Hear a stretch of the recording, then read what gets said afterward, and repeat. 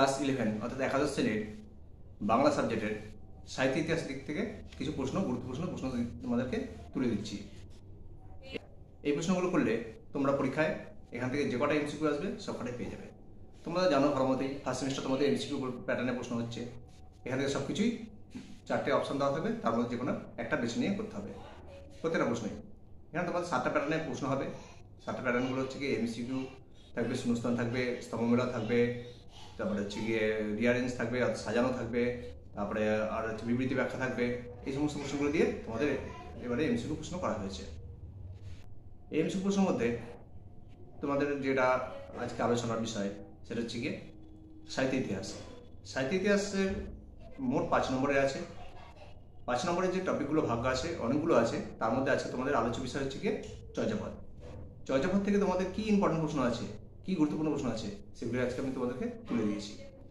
এই প্রশ্নগুলো পড়ে গেলে তোমরা পরীক্ষার সময় নিশ্চিন্তে যাই তোমরা কেন পেয়ে যাবে। আমি সেভাবেই সাজিয়ে দিয়েছি। তোমাদের পরীক্ষায় এমসিকিউ থাকবে, আর আমি এখানে কিছু প্রশ্ন সেগুলো গুরুত্বপূর্ণ দিয়ে দিচ্ছি। আমি শুধুমাত্র চর্যাপদ আজকে আলোচনা করছি। এরপরে ভিডিওতে অন্যান্য বিষয়গুলো যেগুলো আছে, ভাষার ইতিহাস আছে, গদ্য আছে, পদ্য আছে, যেগুলো নাটক কবিতা আছে, সব কিছু আমি তোমাদেরকে একটা একটা করে টপিক করে তুলে দেবো। তোমরা সব কিছুই পেয়ে যাবে। চ্যানেলটা সাবস্ক্রাইব করে রাখবে, সঙ্গে সঙ্গে তোমাদের ঢুকে যাবে, তোমরা দেখে নিতে পারবে। এবার দেখো চর্যাপদ থেকে আমি কী কী গুরুত্বপূর্ণ প্রশ্ন রেখেছি তোমরা একটা একটা করে মিলিয়ে নাও। তোমরা খাতায় নোট করে নিতে পারো, বা তোমাদের কাছে সকলের কাছে আশা করি বই থাকবে, বইতেও দাগ দিয়ে নিতে পারো যে এই প্রশ্নগুলো স্যার ইম্পর্টেন্ট বলেছে। এগুলো পরীক্ষা তোমাদের গুরুত্বপূর্ণ প্রশ্ন এবং এর মধ্যে থেকেই আসবে পরীক্ষায়। যে প্যাটার্নই দেবো না কেন তোমরা এর মধ্যে থেকে পেয়ে যাবে। দেখো চর্যাপদের প্রথম প্রশ্ন কি দিয়েছি। চর্যাপদের প্রথম প্রশ্ন হচ্ছে গিয়ে বাংলা ভাষায় আদিতম নিদর্শন কোনটি। প্রথম প্রশ্ন, বাংলা ভাষায় আদিতম নিদর্শন কোনটি। অ্যান্সার বলে দিচ্ছি আমি, প্রত্যেকটার সাথে সাথে অ্যান্সার বলে দেবো আমি। বাংলা ভাষার আদিতম নিদর্শন হচ্ছে চর্যাপদ। তাহলে উত্তর কি? চর্যাপদ। তোমাদের অনেক কটা অপশন থাকবে, 4টে অপশন থাকবে, এর মধ্যে দেখবে চর্যাপদ অপশনটা থাকবে, তুমি চর্যাপদের অপশনে টিক চিহ্ন দেবে। এবার 2 নম্বর প্রশ্ন, চর্যাপদের রচনাকাল কি, অর্থাৎ চর্যাপদ কোন সময় রচনা হয়। অ্যান্সার হচ্ছে দশম থেকে দ্বাদশ শতাব্দী। দশম থেকে দ্বাদশ শতাব্দী পর্যন্ত হচ্ছে কি এর মধ্যে চর্যাপদের রচনাকাল। কারণ চর্যাপদের রচনাকাল নিয়ে অনেকের মধ্যে অনেক রকমের দ্বিধাবোধ আছে, সেই জন্য এই রচনাকাল একটা শতাব্দী ধরে দেওয়া হয়েছে, সেটা হচ্ছে কি দশম থেকে দ্বাদশ শতাব্দী। পরের প্রশ্ন 3 নম্বর, চর্যাপদের পুঁথি কে কবে কোথা থেকে আবিষ্কার করেন। তাহলে কি আছে, চর্যাপদের পুঁথি কে কবে কোথা থেকে আবিষ্কার করেন। আমি দেখো প্রশ্নের সেটটা একটা রেখেছি। তোমাদের পরীক্ষার সময় চর্যাপদের পুঁথি কে আবিষ্কার করেন আসবে, অথবা এভাবে আসবে কবে করেন, অথবা কোথা থেকে করেন। তাহলে কি আছে, আমরা যদি একটা সেট মুখস্থ রাখি তাহলে এখান থেকে আমরা 3টে প্রশ্ন পেয়ে যাই। চর্যাপদের পুঁথি কে কবে কোথা থেকে আবিষ্কার করেন। এবার আমি অ্যান্সারগুলো বলছি, মিলিয়ে দাও। চর্যাপদের পুঁথি হরপ্রসাদ শাস্ত্রী আবিষ্কার করেন। হরপ্রসাদ শাস্ত্রী আবিষ্কার করেন কত সালে? 1907 সালে। আর কোথা থেকে? নেপালের রাজদরবার থেকে।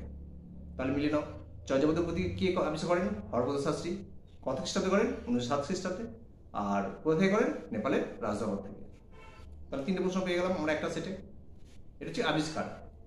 আবিষ্কার আর প্রকাশকাল কিন্তু আলাদা, অনেকে এটা গুলিয়ে ফেলে। চর্যাপদের আবিষ্কারকাল কি, চর্যাপদের রচনাকাল কি হলো। এবার দেখো 4 নম্বর প্রশ্ন, চর্যাপদে মোট কতগুলি পদ ছিল, আর হরপ্রসাদ শাস্ত্রীর চর্যাপদে কতগুলো পদ বা গান ছিল। চর্যাপদে মোট কতগুলো পদ? চর্যাপদে মোট পদ থেকে 51টি। আর হরপ্রসাদ শাস্ত্রীর কতগুলো পদ ছিল? 46.5টি। 46টি নয় কিন্তু 46.5টি, কারণ অর্ধেকের সন্ধান পাওয়া যায়নি, তাই ওটা অর্ধেক ধরা হয়, 46.5 পাওয়া গেছে। 5 নম্বর প্রশ্ন, চর্যাপদের পুঁথিতে কতজন পদকর্তার নাম পাওয়া যায় এবং আদিতম বা প্রাচীনতম কবির নাম কি। তো চর্যাপদের পুঁথিতে কতজন নাম পাওয়া যায়? চর্যাপদের পুঁথিতে নাম পাওয়া গেছে 24 জনের। মোট 24 জন পদকর্তার নাম পাওয়া গেছে। তার মধ্যে আদিতম বা প্রাচীনতমকে লুইপাদ। সবথেকে প্রাচীনতম বা আদিতম হচ্ছে লুইপাদ। পরের প্রশ্ন দেখো, বলছে এই যে 24 জন পদকর্তা আছে, এর মধ্যে কার কটি পদ রচনা করেছিল। এবার দেখো 24 জন পদ তো অতগুলো তো দরকার হয় না, তোমাদের যেগুলো এবার পরীক্ষা ইম্পর্টেন্ট হবে, গুরুত্বপূর্ণ, সেই পদগুলো আমি দিয়ে দিচ্ছি। দেখো 1 নম্বর, লুইপাদদের মোট পদ সংখ্যা হচ্ছে 2টি। কান্নপাদের হচ্ছে গিয়ে 12টি পদ। সরহপদের মধ্যে হচ্ছে 4টি পদ। এবার কুকুরিপাদ হচ্ছে গিয়ে 3টি। সবরপাদ হচ্ছে 2টি। ভুসুকুপাদ হচ্ছে গিয়ে 8টি। ডম্বির হচ্ছে 1টি, আর চাটিলপাদের 1টি। তাহলে হচ্ছে গিয়ে এই কটা তোমাদেরকে ইম্পর্টেন্ট আমি তুলে দিলাম। এরপর দেখো চর্যাপদের ভাষায় কি বলা হয়? চর্যাপদের ভাষাকে সন্ধ্যা ভাষা বলা হয়, যার অর্থ কি সম্মুখ ধ্যান। তাই চর্যাপদের ভাষায় কি বলা হয়? চর্যাপদের ভাষাকে সন্ধ্যা ভাষা বলা হয়, কারণ এর কিছুটা বোঝা যায় কিছুটা বোঝা যায় না, অর্থাৎ আলো আধারী ভাষা। চর্যাপদের ভাষা কি বলা হয়? আলো আধারী ভাষা, সেই জন্য বলা হয় সন্ধ্যা ভাষা। আর এই সন্ধ্যা ভাষা কথার অর্থ কি? সন্ধ্যা ভাষার অর্থ হচ্ছে কি সম্মুখ ধ্যান। মুনিদত্তের টিকাকারের নাম কি? তাহলে মুনিদত্তের টিকার নাম কি? অ্যান্সার হচ্ছে নির্মলগিরা টিকা। মুনিদত্তের টিকার নাম নির্মলগিরা টিকা। এরপর প্রশ্ন, উচ্চ উচ্চ পাবতহি বসই সবরি বালি। উচ্চ উচ্চ পাবতহি বসই সবরি বালি, এটা কততম পদ আর রচয়িতাকে? এটা হচ্ছে কি 28তম পদ, আর হচ্ছে রচয়িতা সবরপাদ। তাহলে কি আছে? উচ্চ উচ্চ পাবতহি বসই সবর বালি হচ্ছে কি সবরপাদের রচনা, আর পদ হচ্ছে কত? 28 নং পদ। দেখো তারপরে তারও তো মোর ঘর নাহি বড় বেশি, কততম পদ? কার রচনা? এটা কত পদ? 33 নং পদ। তো আবার শুনে নাও, দেখো তারও তো মোর ঘর নাই বড় বেশি, এটা হচ্ছে 33 নং পদ, আর এর রচনাকার হচ্ছে ঢেন্ডন পাদ। এর রচনাকার ঢেন্ডন পাদ। দেখো পরের প্রশ্ন, চর্যাপদগুলির পদকর্তাদের কি বলা হয়, বা চর্যাপদগুলি যারা লিখেছেন তাদেরকে কি বলা হয়? চর্যাপদের পদকর্তাদের বলা হয় বৌদ্ধ সিদ্ধাচার্যগণ। লিখে আছে শুধু সিদ্ধাচার্যগণ লিখলেও রাইট, বৌদ্ধ সিদ্ধাচার্যগণ। তোমাদের অপশানে যেরকম আসবে সেরকম দেবে। যদি দেখো যে বৌদ্ধ সিদ্ধাচার্যগণ আছে তাহলে সেটা অপশানে রাইট দেবে, আর যদি শুধু সিদ্ধাচার্যগণ থাকে তাহলে সিদ্ধাচার্যগণে রাইট দেবে। দেখো এরপরে প্রশ্ন, a history of Mithili literature, এই গ্রন্থের রচয়িতাকে? এই গ্রন্থের রচয়িতা জয়কান্ত মিশ্র। নেক্সট প্রশ্ন, নগর বাহিরে বে ডম্বি তোহরি কুড়িয়া, পটির রচয়িতাকে? পটির রচয়িতা কান্নপাদ। আর আবার বলে দেখো, নগর বাহিরে বে ডম্বি তোহরি কুড়িয়া, পটির রচয়িতা কান্নপাদ। হরপ্রসাদ শাস্ত্রী প্রদত্ত চর্যাপদের নাম কি? হরপ্রসাদ শাস্ত্রী প্রদত্ত চর্যাপদের নাম চর্যাচর্য বিনিশ্চয়। হরপ্রসাদ শাস্ত্রী রচয়িতা নাম হচ্ছে চর্যাচর্য বিনিশ্চয়। চর্যাপদের টিকা সংস্কৃত ভাষায় কে লিখেছেন? চর্যাপদের টিকা সংস্কৃত ভাষায় লিখেছেন মুনিদত্ত। চর্যাপদ কোন ছন্দে লেখা? চর্যাপদ হচ্ছে পাদাফলক ছন্দে লেখা। চর্যাপদে কোন শ্রেণীর মানুষের পরিচয় পাওয়া যায়? চর্যাপদে কোন শ্রেণীর মানুষ পরিচয় পাওয়া যায়? অ্যান্সার হচ্ছে সবর শ্রেণী অথবা অন্তর্জ শ্রেণী। সবর শ্রেণী অথবা অন্তর্জ। অন্তর্জ বলতে নিম্নবর্ণের মানুষের শ্রেণীর কথা বলা যাচ্ছে। চর্যাপদে সব থেকে বেশি সংখ্যক পদ লিখেছেন কে? চর্যাপদে সব থেকে বেশি সংখ্যক পদ লিখেছেন কান্নপাদ। আর কান্নপাদের পদের সংখ্যা কয়টি? আমি এর আগে বলে এসেছি 12টি। তিনি 12টি পদ লিখেছেন। তারপরে চর্যাপদ যে নামে গ্রন্থাকারে প্রকাশিত হয়, তার চর্যাপদ কোন নামে গ্রন্থাকারে প্রকাশ করা হয়? 1000 বছরের পুরাণ বাংলা ভাষার বৌদ্ধ গান ও দোহা নাম নিয়ে। তাই চর্যাপদ কোন নামে গ্রন্থাকারে প্রকাশিত হয়েছে? 1000 বছরের পুরাণ বাংলা ভাষার বৌদ্ধ গান ও দোহা নাম দিয়ে। চর্যাপদের প্রায় সব গানই কোন ছন্দে লেখা? চর্যাপদের গানগুলো প্রায় মাত্রাবৃত্ত ছন্দে লেখা। চর্যাপদের গানগুলো মাত্রাবৃত্ত ছন্দে। এরপরে চর্যাপদের মূল বিষয় কি? চর্যাপদের মূল বিষয় হচ্ছে সাধন তত্ত্ব। সাধন তত্ত্ব প্রকাশ। বাংলা ভাষার জন্ম 9ম থেকে 10ম শতাব্দীতে। বাংলা ভাষার জন্ম হয় কত? 9ম থেকে 10ম শতাব্দীতে। পরের প্রশ্ন, অন্ধকার যুগ বলা হয় কোন সময়কালকে?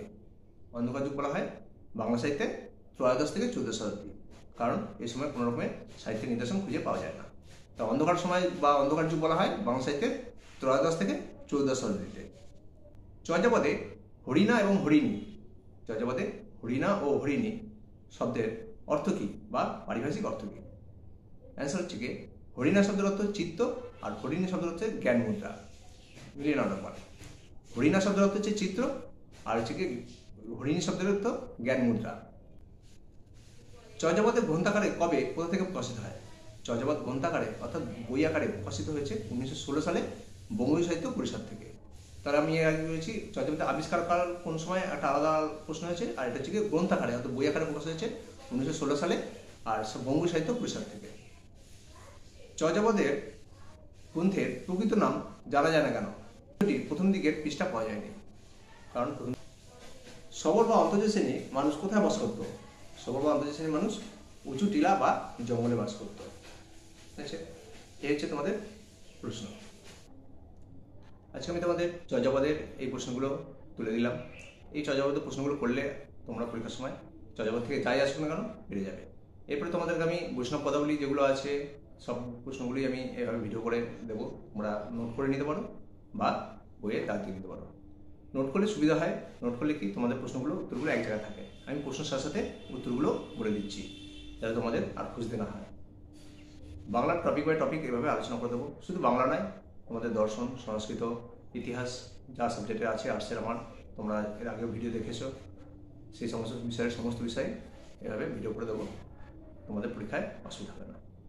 পরীক্ষায় কেমন প্রশ্ন হবে না হবে আমি এর পরবর্তী ভিডিওতে আরও দিয়ে দেবো।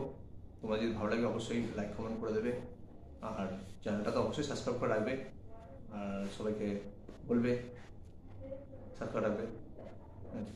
এর পরবর্তী ভিডিও পাওয়ার জন্য তোমরা সাবস্ক্রাইব করে রাখবে, যাতে সঙ্গে সঙ্গে তোমরা ভিডিওগুলো দেখতে পাও।